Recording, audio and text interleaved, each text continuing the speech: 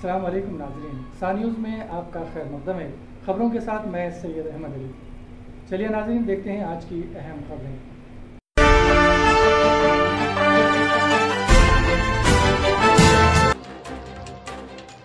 कौमी दारुल हुकूमत दिल्ली में वाक़ सदर कुल हिंद मजलिस इत्तेहादुल मुस्लिमीन व रुकन पार्लियामेंट हैदराबाद बैरिस्टर असदुद्दीन अवैसी साहब की क़यामगार पर हमला किया गया। ज़राए के मुताबिक अशरार की टोली अशोका रोड पर वाक़ सदर मजलिस की क़यामगाह के पास पहुंची और उन्हें इश्तियाल अंगेज़ नारे लगाते हुए पत्थर और ईंट फेंके। सदर मजलिस के नाम की तख्ती को भी नुकसान पहुंचाया गया। हमले में किसी की जख्मी होने की इतला नहीं मिली। हमले के बाद पुलिस से शिकायत की गई और पुलिस ने चंद अशरार को हिरासत में ले लिया। मालूम हुआ है कि हमलावरों का ताल्लुक हिंदू सेना से है। ये वाक़या मंगल की शाम पेश आया। Deputy commissioner of police Deepak Yadav ने कहा है कि इस वाक़े में मुबैना तौर पर मुलविस होने के इल्ज़ाम में 5 अफराद को गिरफ्तार किया गया है। पुलिस मुकदमा दर्ज कर ली गई है। इतलात के मुताबिक तकरीबन 7 से 8 अफराद बैरिस्टर असदुद्दीन अवैसी साहब की सरकारी रिहाइशगाह पर पहुंचे और बंगले के बाहर नाम प्लेट, चिराग और खिड़की के शीशे तोड़ दिए। हैदराबाद के रुकन पार्लियामेंट वाक़े के दौरान घर पर नहीं थे।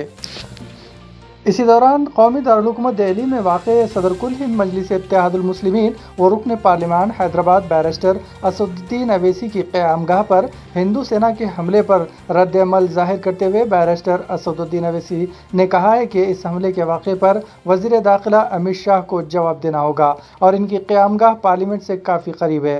एक रुकन पार्लियामेंट के घर पर हमला होता है तो आम आदमी किस तरह इस मुल्क में महफूज है। आपके घर पर जो है वहाँ पर दिल्ली में हमला हुआ है और डीसीपी ने बताया कुछ को डिटेन भी किया गया है। हिंदू सेना के लोग थे। यही तो रेडिकलाइज हो चुके हैं लोग और इनकी रेडिकलाइजेशन की जिम्मेदारी बीजेपी सरकार पर आती है। यही तो हम बता रहे हैं कि एक सांसद के घर पर अगर इस तरह हमला होगा तो क्या मैसेज जा रहा है पूरे देश में, पूरे दुनिया में।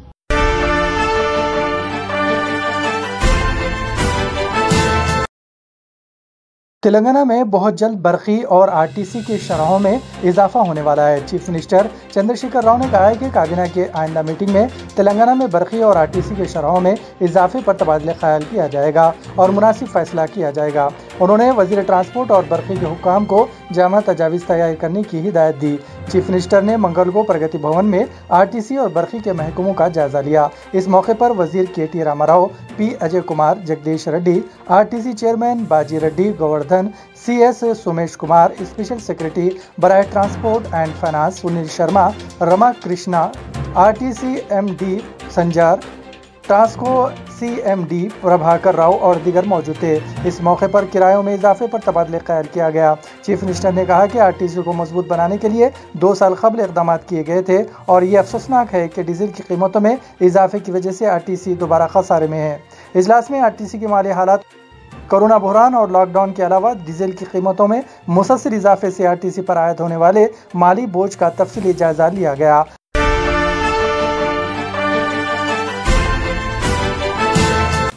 वैक्सीन की डब्बी निगल लेने की वजह से एक शेरख्वार बच्चे की मौत हो गई। ये वाक़या रियासत तेलंगाना के ज़िले नलगुंडा नारमेटपल्ली मंडल के एक मौज़ू में पेश आया।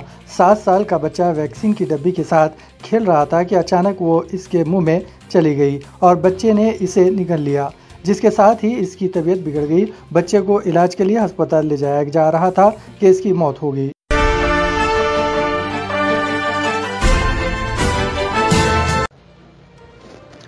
मशहूर आलिम दीन मौलाना कलीम सिद्दीकी को उत्तर प्रदेश की इंसदाद दहशतगर्दी स्क्वाड ATS ने बैरूनी ममालिक से गैर कानूनी तौर पर फंड्स हासिल करने के इल्ज़ाम में मंगल की रात मेरठ में उस वक्त गिरफ्तार कर लिया जब वो ईशा की नमाज अदा करने के बाद अपने आबाई मुकाम फलत जा रहे थे। कार में इनके हमरा ड्राइवर और 3 दीगर उलमा भी शामिल थे। इनकी गिरफ्तारी की इतला पर उत्तर प्रदेश के लसाड़ी पुलिस स्टेशन के सामने काफ़ी हुजूम जमा हो गया था। ताहम मौलाना को पुलिस स्टेशन में नहीं रखा गया बल्कि किसी नामालूम मुकाम पर पूछताछ के लिए मुंतकिल किया गया था। मंगल की रात से चारशंबे की दोपहर तक मौलाना की गिरफ्तारी से मुतालिक पुलिस की जानिब से कोई बयान नहीं दिया गया। दोपहर 12 बजे के बाद एक प्रेस कॉन्फ्रेंस से खिताब करते हुए उत्तर प्रदेश के ADG कानून व नज़्म प्रशांत कुमार ने कहा कि मौलाना कलीम सिद्दीकी का बड़े पैमाने पर गैर कानूनी तौर पर रकम हासिल करने के मामले में बराह रास्त ताल्लुक़ है, जिन्हें इस साल के शुरू में ATS ने बेनकाब किया था।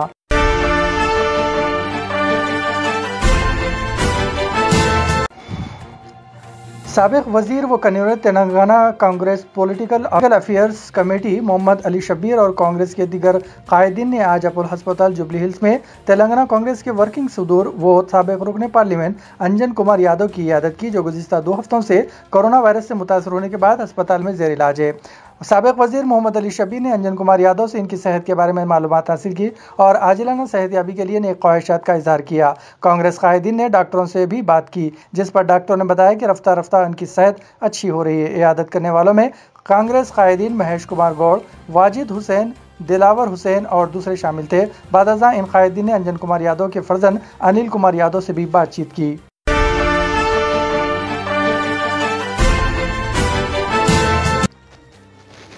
تلنگانہ پی سی سی کے سربراہ ریونت ریڈی نے جوبلی ہلز پولیس اسٹیشن پہنچ کر ان کی قیامگاہ پر حملہ کرنے والے ٹی آر ایس کارکنوں کو گرفتار نہ کرنے اور ان کے خلاف کوئی مقدمات درج نہ کرنے پر پولیس رویے پر ناراضگی ظاہر کی اور کانگریس کے کارکنوں کی گرفتاری کے خلاف احتجاج کیا۔ واضح ہے کہ ٹی آر ایس کے کارکنوں نے منگل کو جوبلی ہلز میں ریونت ریڈی کی رہائش گاہ پر ہنگامہ کیا تھا۔ ریونت ریڈی نے جھگڑے میں ملوث ٹی آر ایس کارکنوں کو گرفتار کرنے کے بجائے کانگریس کارکنوں کی گرفتاری کی شدید مذمت کی۔ انہوں نے پولیس عہدیداروں سے اس بات کی وضاحت کرنے کا مطالبہ کیا کہ ان کے حامیوں کو کیوں گرفتار کیا گیا۔ انہوں نے سوال کیا کہ ان کے گھر آنے والے ٹی آر ایس قائدین کو گرفتار کیوں نہیں کیا گیا۔ انہوں نے پولیس اسٹیشن میں شکایت درج کروائی۔ پی سی سی صدر نے کہا کہ سی سی ٹی وی فوٹیج کی بنیاد پر ان کے خلاف کارروائی کی جانی چاہیے۔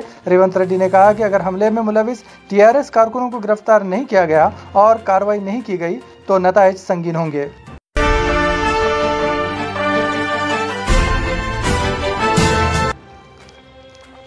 حیدرآباد کے ٹولی چوکی ندیم کالونی کے قریب ایک نوجوان کے قتل کی واردات پیش آئی۔ محبوب کالونی میں سید جیلانی نامی شخص کا مہلک ہتھیاروں سے حملہ کر کے قتل کر دیا گیا۔ مقتول کے رشتہ داروں نے الزام عائد کیا ہے کہ قتل کی یہ واردات میں عمران ملوث ہے، اسی نے قتل کروایا ہے۔ قتل کے پس پردہ انتقامی کارروائی بتائی جا رہی ہے۔ یہ واردات کل رات دیر گئے انجام دی گئی۔ حملہ آور اور ملزمین آپس میں رشتہ دار بتائے گئے ہیں۔ میرے شوہر کون عمران ہے؟ عمران میری بیٹی کا جیٹ ہے، اس کے بھائی کو مارے بول کے نہیں مارے انہوں، مگر ان کو بدلہ نکالا، انہیں بدلہ مارے، مگر میرے شوہر سے بدلہ نکالا انہیں عمران نے۔ کہاں رہتے آپ؟ کہاں رہتے؟ میں یہاں پیچھے رہتی تھی۔ عمران کہاں رہتے؟ عمران ٹولی وہ مورن بیکری کے سامنے رہتا عمران، اور جیمز کلیکشن اس کی دکان ہے، یہاں ایک ہے، ونکٹگیری میں ایک ہے، حفیظ پیٹ میں ایک ہے، اس کی دکان کرنے کی مار کے چلا گیا۔ دیکھو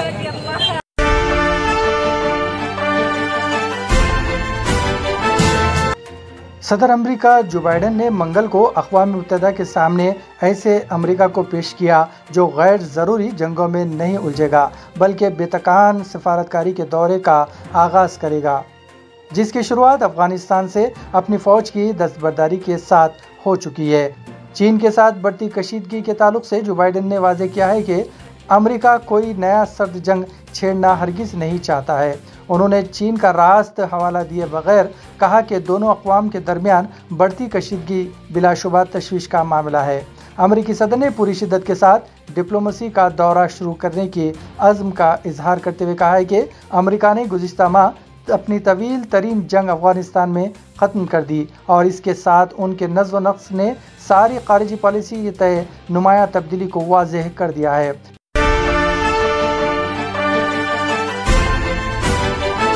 دہلی کی وزیر اعلیٰ اور عام آدمی پارٹی کے کنوینر اروند کیجریوال نے اقتدار میں آنے پر گوا کے لوگوں کو 300 یونٹ بجلی مفت دینے کا اعلان کیا ہے۔ اس کے ساتھ ہی کیجریوال نے کہا ہے کہ ہر گھر سے ایک بے روزگار شخص کو ملازمت دی جائے گی۔ کام کی تلاش کر رہے بے روزگار لوگوں کو جب تک نوکری نہیں ملتی تب تک انہیں 3000 روپے ماہانہ الاؤنس ملے گا۔ اگلے سال 5 ریاستوں کے اسمبلی انتخابات ہونے والے ہیں، ان میں گوا اسمبلی انتخابات 2020 بھی شامل ہے۔ اروند کیجریوال نے کہا کہ حکمراں بی جے پی اور کانگریس کا مقابلہ کرنے کے لیے گوا میں 7 بڑے اعلانات کیے گئے ہیں۔ کیجریوال نے عوام سے وعدہ کیا ہے کہ اگر ان کی پارٹی اقتدار میں آئی تو وہ بدعنوانیوں کو روک دے گی اور ریاست کے نوجوانوں کے لیے روزگار کو یقینی بنائے گی۔ کیجریوال نے کہا کہ مقامی لوگوں کو نجی ملازمتوں میں 80% ریزرویشن دیا جائے گا۔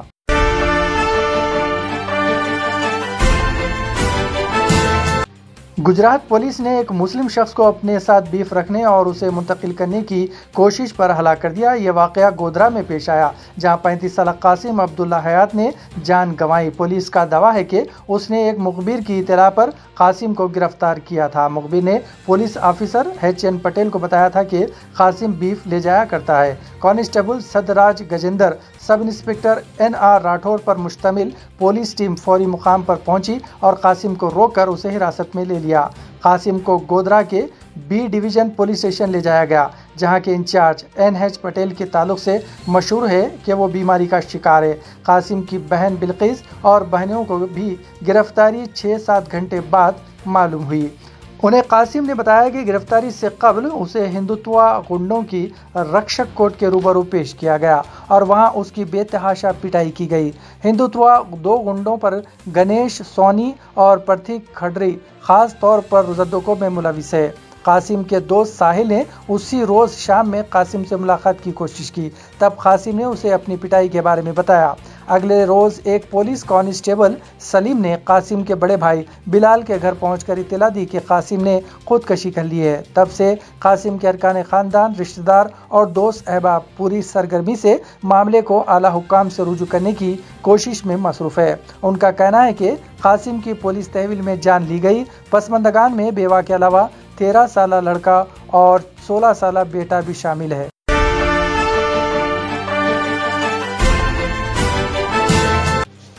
तालिबान ने न्यूयॉर्क में जारी अक़वाम मुत्तहिदा के जनरल असम्बली इजलास में आलमी रहनुमाओं से खिताब का मौका दिए जाने मुतालबा किया है और अपने तर्जुमान सोहेल शाहीन को अक़वाम मुत्तहिदा में अफगानिस्तान का सफ़ीर नामजद किया है। खबरसां इदारे रॉयटर के मुताबिक तालिबान के वज़ीर ख़ारजा आमिर खान मुत्तकी ने अक़वाम मुत्तहिदा के जनरल सेक्रेटरी एंटोनियो गुतेरेस को पीर को लिखे गए एक खत में दरख्वास्त की है कि अक़वाम मुत्तहिदा के सालाना जनरल असम्बली इजलास में उन्हें खिताब करने का मौका दिया जाए।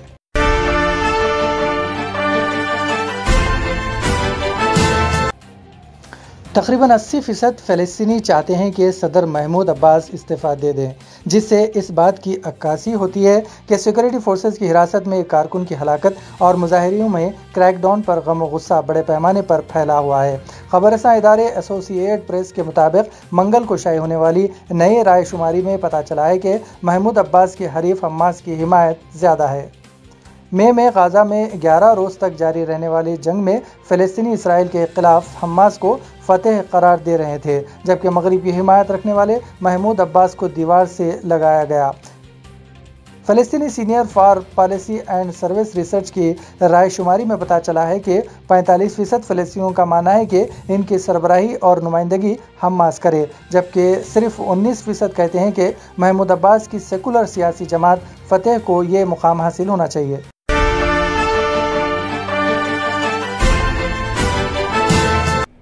इसी के साथ नाज़रीन ये खबरनामा यही ख़त्म होता है। हमें सारी टीम के साथ इजाज़त दीजिए। अल्लाह हाफ़िज़। और हाँ, सब्सक्राइब करिए और शेयर करिए।